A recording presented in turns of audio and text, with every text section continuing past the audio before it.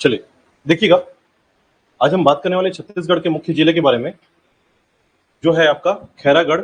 ठीक है, तो खैरागढ़ के संबंध में एक बात ध्यान रखिएगा, ठीक है, कि खैरागढ़ जो जिला है, खैरागढ़ गंडई छुई खदान जो जिला है, ठीक है, इसके आधार पर कई ऐसी बातें हैं जो हमको समझना होगा कि ये जिला इतना इंपॉर्टेंट क्यों है। ठीक है, हालांकि देखिए छत्तीसगढ़ का हर एक जिला जो है बहुत इंपॉर्टेंट है और इसके बारे में आपको समझने को मिलेगा इसका ऐतिहासिक पृष्ठभूमि, और सबसे इंपॉर्टेंट है यार देखिए ऐतिहासिक पृष्ठभूमि, यानी अगर आप इसके आर्थिक क्षेत्र को देखेंगे, सामाजिक क्षेत्र को देखेंगे तो वो थोड़ा सा कम दिखेगा, बट ज्यादातर आपको महसूस होगा कि इसका ऐतिहासिक पृष्ठभूमि बहुत मजबूत है। कारण क्या है, दो रियासतों को मिलाकर बनाया गया आपका ये जिला, याद रखिएगा। ठीक है, दो इसमें रियासत शामिल है, एक खैरागढ़ रियासत, दूसरा छुई खदान रियासत। ठीक है, तो दो रियासतों का क्षेत्र ये। ठीक है, हाँ, ऐसा कह सकते हैं कि बहुत बड़ा रियासत नहीं था, बट ऐसा समझ सकते हैं कि इनकी अपनी एक ऐतिहासिक कहानी है और ऐतिहासिक घटनाएं हैं। ठीक है, देखते हैं, देखिएगा खैरागढ़ के बारे में।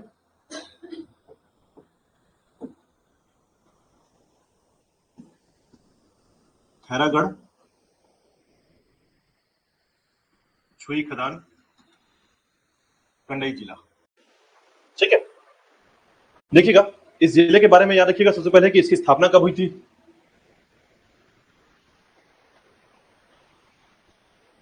कब हुई थी? 3 सितंबर 2022 को ये स्थापित हुआ है। ठीक है, कितने क्षेत्रों से मिलकर बना है ये, तो इसका क्षेत्र याद रखिएगा आपका खैरागढ़ छुई खदान। ठीक है, और तीसरा एक क्षेत्र से याद रखिएगा गंडई। ये 3 क्षेत्रों से मिलकर बना हुआ, लेकिन इसमें 2 क्षेत्र को सबसे इंपॉर्टेंट बात याद रखिएगा इसमें कि जो खैरागढ़ है और छुई खदान है, ये हमारे छत्तीसगढ़ के 14 रियासतों में से 2 रियासतें हैं। ठीक है, एक आपका खैरागढ़ रियासत और दूसरा रियासत आपका छुई खदान रियासत।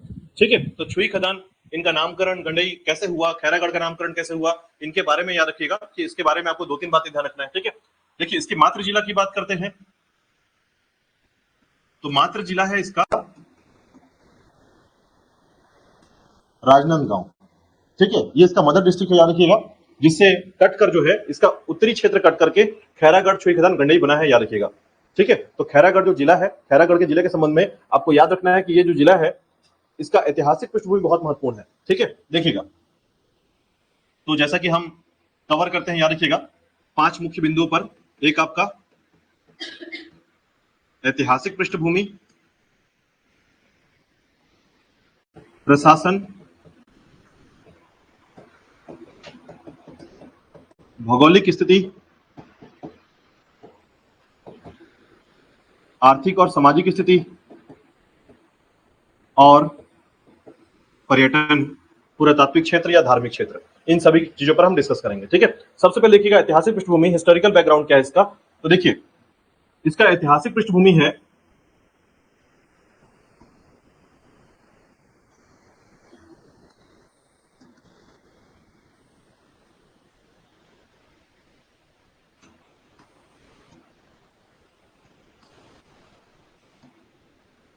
ऐतिहासिक पृष्ठभूमि समझिएगा कि पहले तो इसका नामकरण देखिए कैसे इसका नामकरण हुआ है। ठीक है, तो याद रखिएगा खैरागढ़ का नामकरण खैर वृक्ष की अधिकता के कारण हुआ है। ठीक है, यानी यहां पर जो है खैर वृक्ष से क्या प्राप्त करते हैं, कत्था। ठीक है, तो खैर वृक्ष से कत्था प्राप्त करते हैं, याद रखिएगा, और इस क्षेत्र में खैर वृक्ष की अधिकता के कारण इसके कहा गया खैरागढ़ क्षेत्र। ठीक है, उसी प्रकार आपका छुई खदान, चूने की अधिकता के कारण, उसी प्रकार गंडई, यहां एक माता मंदिर याद रखिएगा जिन्हें कहा जाता है गंगाई माता मंदिर के कारण इस जगह को दिया गया नाम गंडई। ठीक है, तो 3 नामकरण याद रखिएगा। ये जो नामकरण आया है इतिहास में इनकी वर्चस्व को दर्शाता है कि खैर वृक्ष की अधिकता के कारण इसे खैरागढ़ कहा गया, चूने की अधिकता के कारण छुई खदान कहा गया, और गंगई माता मंदिर जो है याद रखिएगा उस जगह पर होने के कारण जो है इसे गंडई कहा गया है। ठीक है, तो ये कुछ पॉइंट्स हैं जिनको आपको ध्यान रखना है। अब देखिएगा इनके ऐतिहासिक पृष्ठभूमि में नामकरण के बाद आता है रियासत की जानकारी। ठीक है, तो समझिए ये समय है 1400 ईस्वी के समय, यानी 1400 के समय जो है याद रखिएगा 1300 से 1400 के समय की बात है। इस समय में यहां पर एक नागवंशी शासक हुआ करते थे।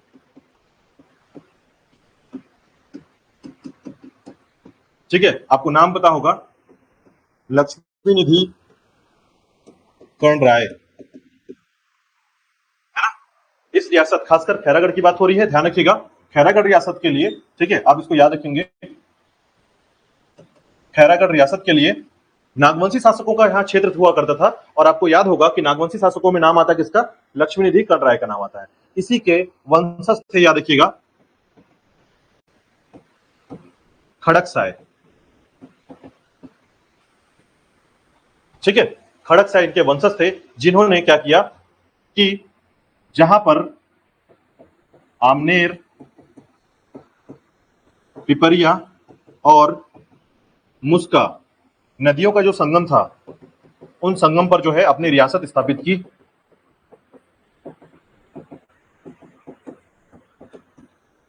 ठीक है, तो याद रखिएगा रियासत को किसने स्थापित किया था? खड़कसाय ने, जो कि लक्ष्मी निधि कर्ण राय के ही वंशज है, याद रखिएगा, नागवंशी शासक है।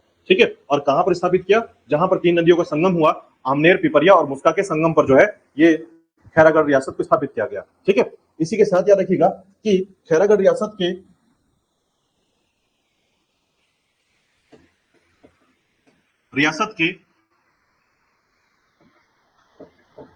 विलय पत्र में हस्ताक्षर करने वाले शासक कौन रहे हैं? ठीक है, तो नाम याद रखिएगा। विलय पत्र में किसने हस्ताक्षर किया था?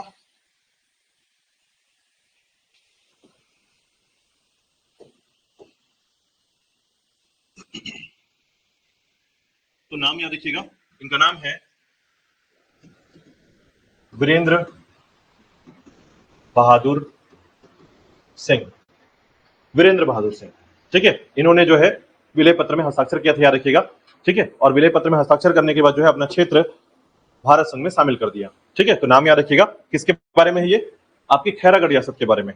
ठीक है, इसी के साथ देखिएगा खैरागढ़ रियासत के संबंध में और भी कई बातें आती हैं, ठीक है, जिनमें आपको याद रखना है कि खैरागढ़ रियासत का जो संबंध रहा वो किसके क्षेत्र में रहा है।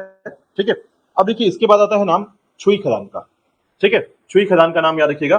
छुई खदान जो रियासत रहा है, ये बहुत छोटा रियासत था। ठीक है, और एक बात और, यहां पर एक फैक्ट और याद रखिएगा, खैरागढ़ रियासत के लिए फैक्ट और याद रखिएगा, सबसे पहले विलय पत्र में हस्ताक्षर करने वाले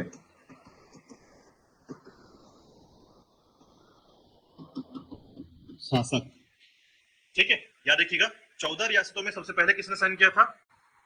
खैरागढ़ के शासक ने। सबसे अंतिम में किसने साइन किया था? जसपुर के शासक ने। ठीक है, तो जसपुर क्षेत्र से जो है सबसे अंतिम में शासन साइन हुआ था या हस्ताक्षर हुआ था।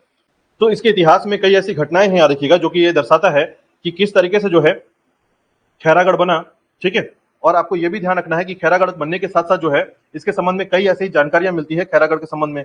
ठीक है, और एक लाइन और ध्यान रखिएगा, खैरागढ़ में सबसे प्रारंभिक जो राजधानी थी इनकी, ठीक है, इनकी राजधानी का नाम याद रखिएगा, इन्होंने स्थापित किया और इनकी राजधानी बनाई गई थी, राजधानी खोलवा को बनाया गया था। जगह का नाम है खोलवा। ठीक है, यानी खैरागढ़ की जो प्रारंभिक राजधानी थी वो क्या थी? खोलवा थी, याद रखिएगा।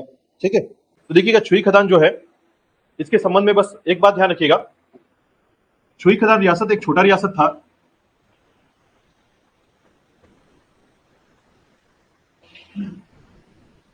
छुई खदान रियासत एक छोटा रियासत था जहां पर वंश शासन कर रहा था, इसे कहते हैं वैरागी वंश। और ये आपके पीएससी का क्वेश्चन है, ध्यान रखिएगा, पूछा यह गया था छुई खदान में किस वंश के शासक शासन करते थे। ठीक है, तो वैरागी वंश के शासन जो है, यहाँ पर वैरागी वंश शासन कर रहा था, याद रखिएगा। ठीक है, इसके संबंध में ये जानकारी मिलती है।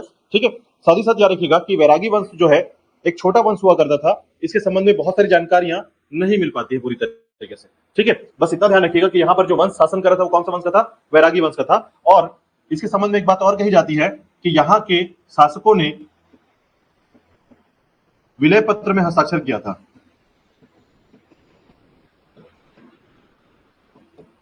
तो याद रखिएगा किसने किया था? ऋतुपर्ण किशोर। ऋतुपर्ण किशोर ने जो है विलय पत्र में हस्ताक्षर किया। ठीक है, ऋतुपर्ण किशोर दास कहते थे इनको, पूरे नाम था इनका। ठीक है, साथ ही साथ याद रखिएगा चूने की अधिकता के कारण ये, या खान के कारण छुई खदान कहलाया। और इसके संबंध में एक इतिहास में एक घटना है, याद रखिएगा, 39 का 1939 की घटना, जिसमें ये कहा जाता है कि आंदोलन में यहां से भाग लिया गया था। ठीक है, 1939 के आंदोलन में भाग लिया गया था और ये आंदोलन था लगान बंदी के विरुद्ध आंदोलन। ठीक है, तो इसी क्षेत्र में, सुई खदान क्षेत्र में जो है आंदोलन हुआ था, याद रखिएगा, किसके विरुद्ध में? लगान बंदी के विरुद्ध में, याद रखिएगा। ठीक है, लगान बंदी के खिलाफ कह सकते हैं या विरुद्ध कह सकते हैं, आंदोलन हुआ था। ठीक है, याद रखिएगा। बैरागी वंश, ऋतुपर्ण किशोरदास। ठीक है, हाँ हाँ, ऋतुपर्ण किशोरदास। ठीक है,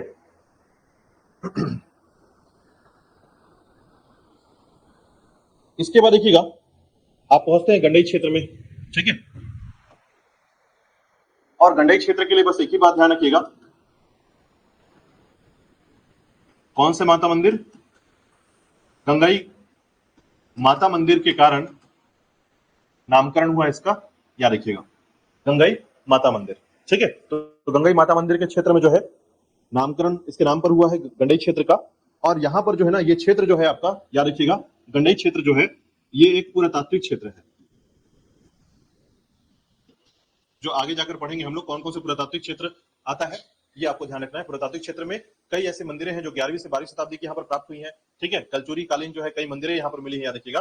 ठीक है, तो दो बातें ध्यान रखिएगा, गंगाई माता मंदिर के नाम पर इसका नाम पड़ा है, दूसरा ये एक प्रकार का पुरातात्विक क्षेत्र है, आर्कियोलॉजिस्ट प्लेस है। ठीक है, चलिए सबसे पहले देखिएगा, ये था इसका ऐतिहासिक पृष्ठभूमि। ठीक है, इसके बाद प्रशासन की बात करते हैं। देखिएगा, प्रशासन में देखिए इसमें डेमोग्राफी नहीं आ पाती है। ठीक है, इसका कारण है कि सरकार के द्वारा जो है डेमोग्राफी अभी तक क्लियर नहीं हुआ है। ठीक है, कितनी जनसंख्या है, साक्षरता क्या है, यहाँ पर प्रॉपर तरीके से दोनों क्लियर नहीं हुए हैं। यहाँ पर जो प्रशासन है उसमें आपको याद रखना है कि प्रशासन के लिए सबसे पहले याद रखिएगा, यहाँ पर कोई राष्ट्रीय राजमार्ग नहीं है। ठीक है, कोई नेशनल हाईवे नहीं है इस क्षेत्र में, आपको ना ट्रेन रूट मिलेगा और ना ही आपका जो नेशनल हाईवे है वो मिलेगा। ठीक है, अगर आप सीमावर्ती जिलों को देखेंगे, ठीक है, सीमावर्ती जिले, तो याद रखिएगा 4 सीमावर्ती जिले मिलेंगे आपको यहाँ पर। देखिएगा, ये है आपका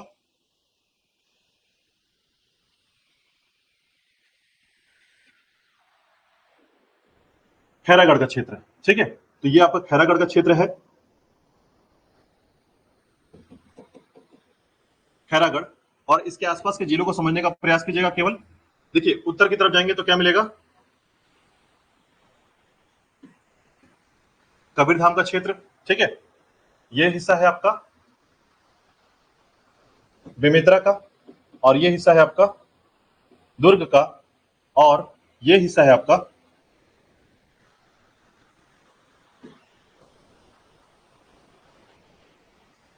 राजनांदगांव का। ठीक है, तो 4 जिले जो है इसको स्पर्श करते हैं, और इस तरफ याद रखिएगा क्या है? एमपी। ठीक है, तो सीमावर्ती राज्य,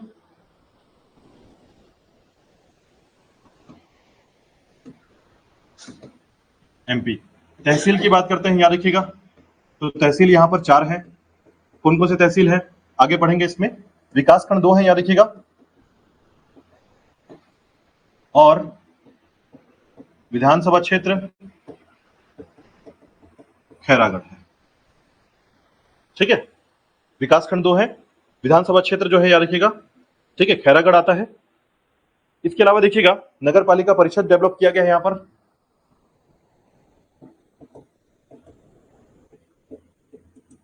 आपका खैरागढ़ यहां का नगर पालिका परिषद है।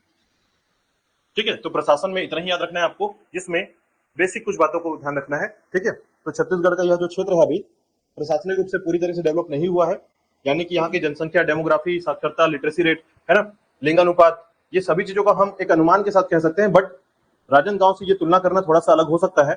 चलिए, इतना याद रखिएगा प्रशासन क्षेत्र में इसके। ठीक है, इसके बाद देखिएगा भौगोलिक स्थिति की बात करेंगे। यहाँ का जो भौगोलिक स्थिति है, जियोग्राफिकल स्टेटस जो है, उसमें याद रखिएगा यह पार्ट है भौतिक संरचना का। ठीक है, तो फिजिकल स्ट्रक्चर इसका कैसा है याद रखिएगा, महानदी बेसिन के जैसा। ठीक है, मतलब पार्ट है ये किसका, महानदी बेसिन का। यहां पर चट्टाने या फिर रॉक्स कैसे पाए जाते हैं, तो याद रखिएगा कडप्पा चट्टाने और धारवाड़ मुख्य रूप से पाया जाता है। ठीक है, साथ ही साथ याद रखिएगा इस क्षेत्र में मिनरल्स, लाइमस्टोन या चूना पत्थर खनिज जो है चूना पत्थर, इसके अलावा यहाँ की जो मिट्टी है आपको लाल पीली मिट्टी और काली मिट्टी देखने को मिलेगी।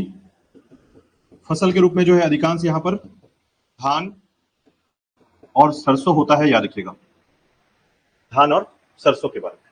ठीक है, इसी के बाद देखिएगा इस क्षेत्र में नदी कौन कौन सी है, तो याद रखिएगा नदी है आपका आमनेर, पिपरिया, मुस्का, सुरही। ठीक है, आमनेर, पिपरिया, मुस्का और सुरही जैसे नदियां यहां प्रवाहित होती हैं। आमनेर के बारे में याद रखिएगा इसमें क्या मिलता है, सोने के कण प्राप्त होते हैं, गोल्ड पार्टिकल्स जो है इसमें मिलते हैं, याद रखिएगा आमनेर में। ठीक है, इन तीनों के संगम पर बसा है आपका खैरागढ़, याद रखिएगा संगम पर ही है खैरागढ़। ठीक है, यहां पर मुख्य घाटियां या वैली की बात करें तो ध्यान रखिएगा बैताल रानी घाटी और साल्हेवारा घाटी। ठीक है, बैताल रानी घाटी और साल्हेवारा घाटी जो है, इस दो घाटियों का विस्तार यहां पर मिलता है आपका, याद रखिएगा। ठीक है, और अगर पर्वत की बात करें या पहाड़ की बात करें तो याद रखिएगा मैकल श्रेणी का क्षेत्र बनता है, यहाँ पर मैकल श्रेणी क्षेत्र के अंतर्गत आता है ये हिस्सा। ठीक है, साथ ही साथ याद रखिएगा इन क्षेत्रों में आपको वाटरफॉल या जलप्रपात मिलेंगे काफी ज्यादा, और इसमें वाटरफॉल है आपका नथेला जलप्रपात, कोपरो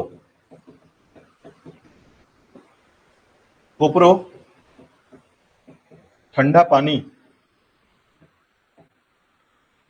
पानी वाटरफॉल। ठीक है, इसके अलावा है भोथली जलप्रपात, कुआंधास करुआ वाटरफॉल, करुआ। ठीक है, करु बोलते हैं, बस याद रखिए करुआ वाटरफॉल। ठीक है, इसके बाद देखिएगा यहां पर जो है आपको बांध मिलेगा, कौन कौन से बांध है यहां पर। ठीक है, परियोजनाएं, कुछ परियोजनाओं का नाम याद रखिएगा। ठीक है, जैसे सबसे इंपॉर्टेंट है, याद रखिएगा सिद्ध बाबा, ये एग्जाम में पूछा गया था, सिद्ध बाबा जलाशय किस नदी पर है, लमती नदी पर।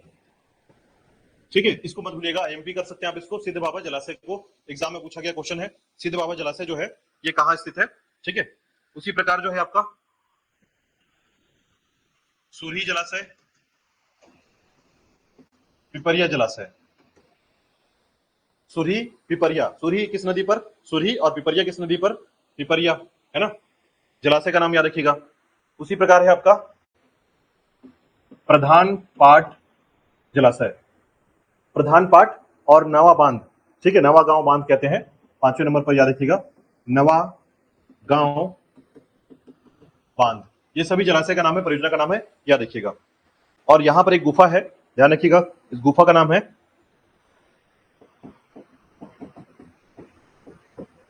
मंडीप खोल गुफा, इस क्षेत्र में आता है। ठीक है, यहां पर कई पुराने मंदिरें हैं। ठीक है, और याद रखिएगा एक शिव लिंग है यहाँ पर, जो साल में एक बार जो है इसकी पूजा होती है, साल में एक बार ये दरवाजा खुलता है और उसके बाद पूरे साल भर ये बंद रहता है। ठीक है, मंडीप खोल गुफा के अंदर याद रखिएगा एक मंदिर है। ठीक है, चलिए, तो ये था इसका बेसिक बातें, ध्यान रखिएगा, जिसमें आप इसके भौगोलिक स्थिति के बारे में कुछ बेसिक बातों को याद रखते हैं। ठीक है, इसमें सबसे ज्यादा याद रखने वाली बात क्या है, 3 बातें याद रखिएगा, बैताल रानी घाटी आपको और साल्हेवारा घाटी एकदम भूलना नहीं है। ठीक है, उसके बाद फिर आपको क्या याद रखना है, सिद्ध बाबा जलाशय, ठीक है, और एक गुफा का नाम मंडीप खोल, ठीक है, मंदीप मत बोलिएगा, मंडीप है वो, ठीक है, मंडीप खोल गुफा, ठीक है। चलिए देखिएगा मैप में देखते हैं।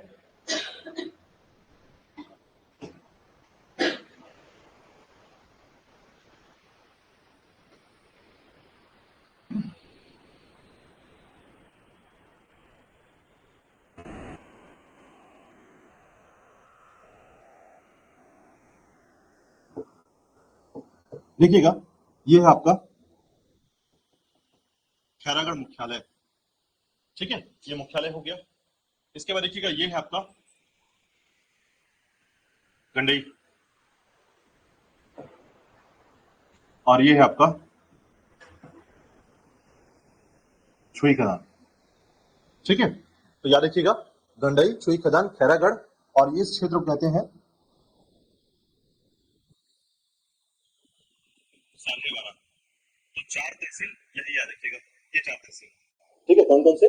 तीन तो कॉमन हो गए, एक आपका एक्स्ट्रा साल्हेवारा, याद रखिएगा, ठीक है। तो साल्हेवारा यहाँ फेमस नाम है, याद रखिएगा। इसी के पास है आपका साल्हेवारा घाटी, ठीक है। तो साल्हेवारा घाटी याद रखिएगा। देखिएगा यहाँ पर मैंने बताया कि कोई भी प्रकार का क्या नहीं है, ट्रांसपोर्ट के लिए मुख्य मार्ग नहीं है, ठीक है, नेशनल हाईवे नहीं है, याद रखिएगा, और ट्रेन रूट भी नहीं मिलेगा आपको यहाँ पर, ठीक है। तो याद रखिएगा दोनों प्रकार के रूट नहीं है यहाँ पर, ठीक है। तो होता क्या है, कहीं जाएंगे आप, देखिए कबीर धाम को आपने पढ़ा था कि इस क्षेत्र से जो है होकर एक आपका एक रूट जाता है, इस रूट को कहते हैं हम लोग SH5, ठीक है। तो ये स्टेट हाईवे के रूप से चलता है, याद रखिएगा।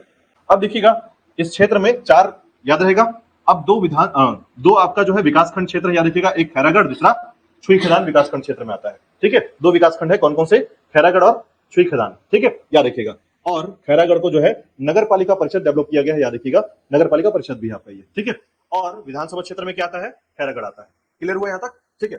अब देखिएगा यहां पर कुछ मुख्य चीजें हैं, याद रखिएगा। खैरागढ़ के पास जाएंगे ना, तो यहीं पर है आपका, पहले तो पर्यटन के कुछ क्षेत्र का नाम लिख लीजिए, ठीक है। कौन कौन से पर्यटन आप जानना चाहेंगे इसमें, तो याद रखिएगा। पहले तो मैं जिले के नाम बता दूं आपको मैं, इस तरफ आप जाएंगे तो ये जो जिला है आपका दुर्ग है, इस तरफ जाएंगे तो ये है आपका राजनांदगांव, ये वाला जो क्षेत्र है आपका कबीरधाम, और ये है आपका बेमेतरा, ठीक है। और ये हिस्सा आपका MP का, और ये पूरा का पूरा जो है मैकल श्रेणी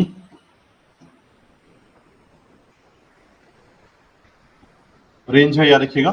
पूरा मैकल श्रेणी जो है घिरा हुआ इस क्षेत्र से,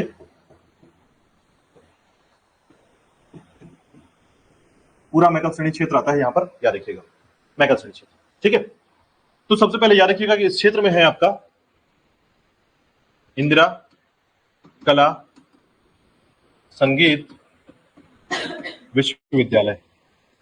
अगर खैरागढ़ को पढ़ा और इंदिरा कला विश्वविद्यालय के बारे में नहीं जानते हैं तो सबसे बड़ी कमी इसी में होगी, याद रखिएगा। इस क्षेत्र के बारे में आपको जानना पड़ेगा, ठीक है। दूसरा याद रखिएगा, इसके अलावा नाम आपने पढ़ ही लिया है, गंगाई माता मंदिर।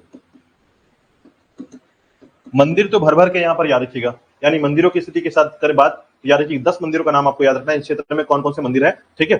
तो गंगाई माता मंदिर, करेला भवानी मंदिर, बाकी घाटी तो आपने सुन ही लिया है, पैताल घाटी, पैताल रानी घाटी,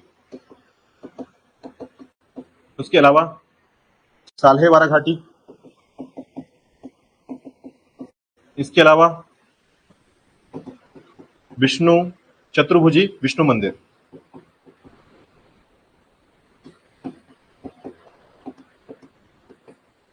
ठीक है। इसके अलावा जो है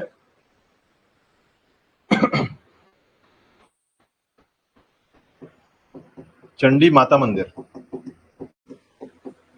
और शिव मंदिर, ये सभी चीजें हैं, याद रखिएगा। इतने आपको याद रखना है इस क्षेत्र में, ठीक है। देखिएगा तो सबसे पहले बात करते हैं, याद रखिएगा,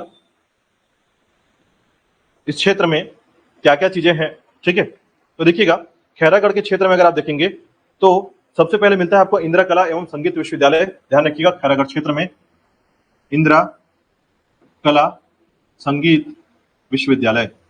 ठीक है, इसके बारे में 3 बातें ध्यान रखिएगा। सबसे पहले याद रखिएगा कि छत्तीसगढ़ का पहला विश्वविद्यालय है ये। ठीक है, छत्तीसगढ़ का पहला विश्वविद्यालय।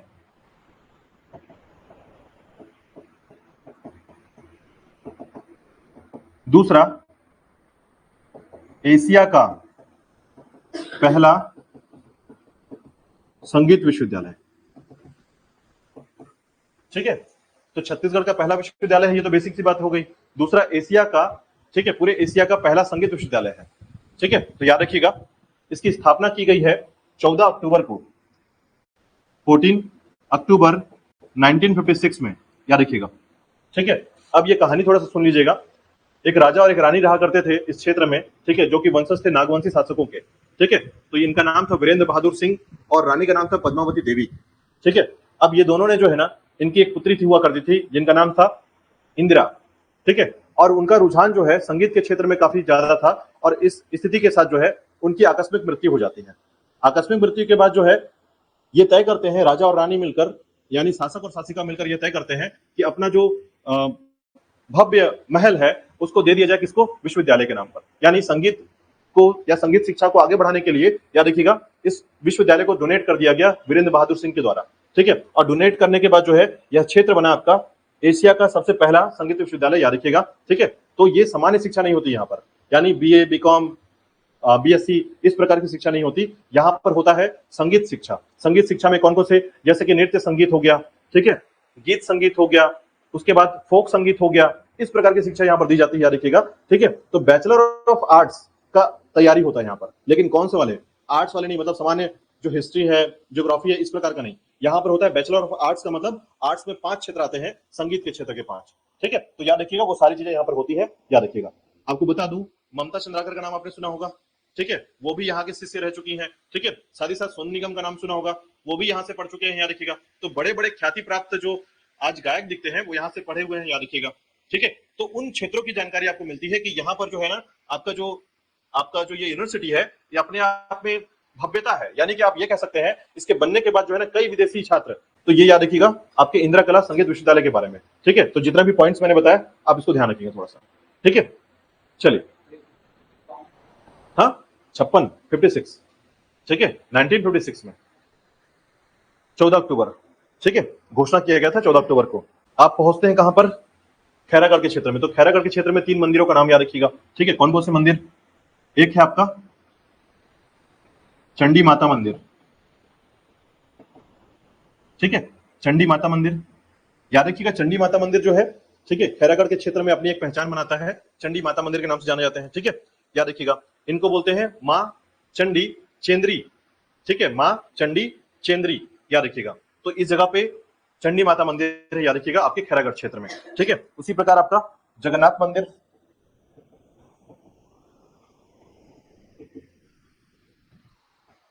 जगन्नाथ मंदिर का क्षेत्र। और एक नाम और याद रखिएगा जो आपको थोड़ा सा लगेगा कि, ठीक है, देखिए यहां पर एक जगह है कोड़का नाम का। ठीक है, कोड़का खैरागढ़ के क्षेत्र में आता है, कोड़का। ठीक है, इस कोड़का में जो है एक मंदिर है, कोड़का माई मंदिर। कोड़का माई मंदिर, ठीक है, कोड़का माई मंदिर, याद रखिएगा। ये 3 मंदिरों का नाम याद रखिए खैरागढ़ के लिए विशेष प्रकार से। ठीक है, एक चंडी चेंद्री मंदिर, ठीक है, दूसरा जगन्नाथ मंदिर, और तीसरा कोड़का माई मंदिर। ठीक है,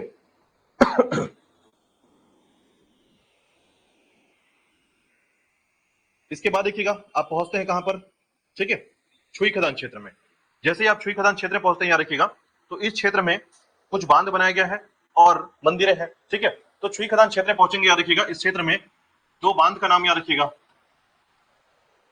आपने बांध तो पढ़ा ही है, लेकिन मुख्य रूप से जो है यहाँ पर 2 बांध है, याद रखिएगा। ठीक है, इसे बोलते हैं खुड़मुड़ी बांध। खुड़मुड़ी बांध, खुड़मुड़ी बांध। ठीक है, खुड़मुड़ी बांध को अभी वर्तमान में बोलते हैं बैगिन। ठीक है, तो बैगिन बांध के नाम से जानते हैं, याद रखिएगा। 1960 में जो है ना ये बनाया गया था। ठीक है, माफ कीजिएगा, 1950 में, 1950 में बनाया गया, और उसके बाद जो इसका नाम अभी क्या कर दिया गया है? बैगिन बांध। ठीक है, और दूसरा बांध याद रखिएगा, छिंदारी बांध। छिंदारी बांध, ठीक है, छिंदारी बांध, याद रखिएगा। छिंदारी बांध जो है इसे रश्मि देवी जलाशय के नाम से जानते हैं, रश्मि देवी जलाशय। ये रानी रश्मि देवी के नाम पर याद रखिएगा, रानी रश्मि देवी के नाम पर। ठीक है, ठीक है। अब देखिएगा यहाँ पर जो है ना एक मंदिर है, मंदिर इसे कहते हैं वैष्णो देवी मंदिर, वैष्णो देवी मंदिर। और याद रखिएगा यहाँ पर एक चमत्कारी कुंड के नाम से फेमस इस जगह है, चमत्कारी कुंड के नाम से जाना जाता है। ठीक है, ये चमत्कारी कुंड जो है बुजबुजी मड़वा भाटा के नाम से जाना जाता है। ठीक है, चमत्कारी कुंड छुई खदान में, बस ये ध्यान रखिएगा, ये चमत्कारी कुंड जो है पानी के लिए जाना जाता है। ठीक है, और जगह का नाम है बुजबुजी। ठीक है, बुजबुजी छुई खदान के अंतर्गत आता है।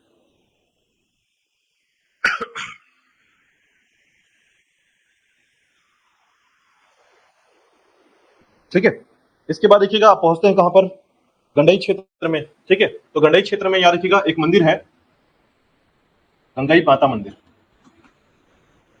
गंगई माता मंदिर क्षेत्र।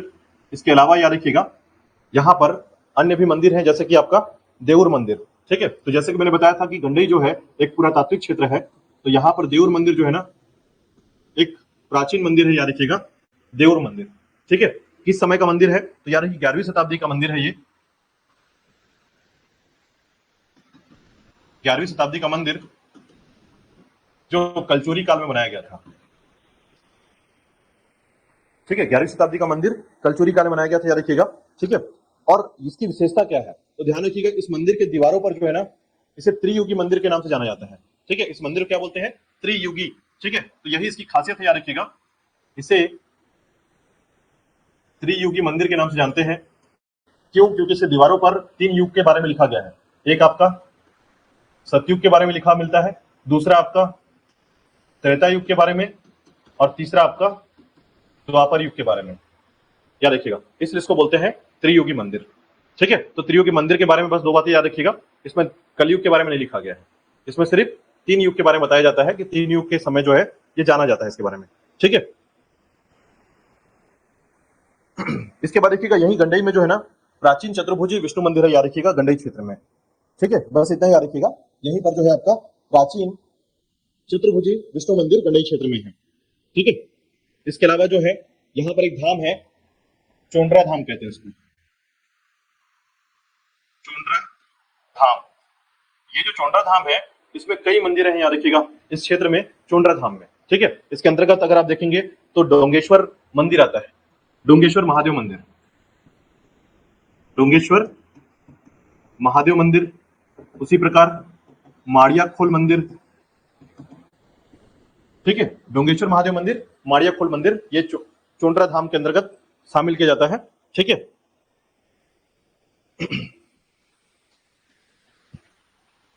इसके बाद अंतिम बिंदु में याद रखिएगा कि मां करेला भवानी मंदिर। ठीक है, ये आपने यहाँ पर लिखा है मां करेला भवानी मंदिर। ठीक है, तो खैरागढ़ के क्षेत्र में एक मंदिर याद रखिएगा। ठीक है, आप यहाँ पर जाएंगे ना तो एक पहाड़ी है, इसको बोलते करेला पहाड़ी, जगह का नाम है करेला। यहीं पर मंदिर स्थित है, याद रखिएगा।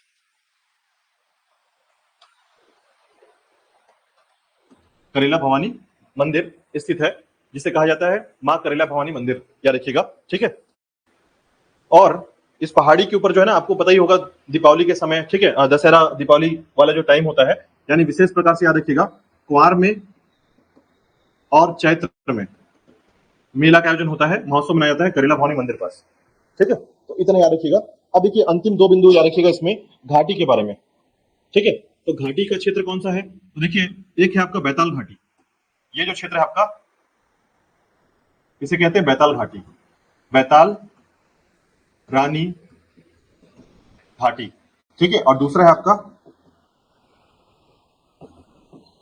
साहेवाड़ा घाटी। ठीक है, बैताल रानी घाटी को याद रखिएगा कि बैताल रानी घाटी जो है ना ये धमधा, ठीक है, याद रखिएगा नाम सुना होगा आप लोगों ने धमधा, दुर्ग धमधा, है ना, तो धमधा के जो गोंड राजा हुआ करते थे, गोंड राजा की पत्नी याद रखिएगा जिनका नाम था बैताल रानी, उनके नाम पर जो है यह नामकरण किया गया इस घाटी का, बैताल रानी घाटी के नाम पर। ठीक है, ठीक है। तो यहीं पर याद रखिएगा, इस घाटी के बारे में बस एक बात ध्यान रखिएगा, जब ये घाटी के पास आप जाएंगे ना तो इस प्रकार से आपको 9 मोड़ मिलेंगे इसमें। ये घाटी, ठीक है, 9 मोड़ों से बना हुआ है, हेयर पिन टर्न कहते हैं इसको, हेयर पिन टर्न। ठीक है, तो ये जो मोड़ है हेयर पिन के अकॉर्डिंग जो है मुड़ा हुआ है, इसके 9 मोड़ आते हैं। ठीक है, तो इतना याद रखिएगा बैताल रानी घाटी के लिए। सालेवारा के लिए बस ये ध्यान रखिएगा कि सालेवारा घाटी जो है सालेवारा में स्थित है, ये घाटी स्थित है। ठीक है, और अंतिम बिंदु में देखिएगा, इसके पहले जो है आप बस इतना ध्यान रखिए, इसमें मंडीप खोल जो गुफा है, ठीक है, इसके संबंध में आपका ये क्षेत्र है मंडीप खोल गुफा।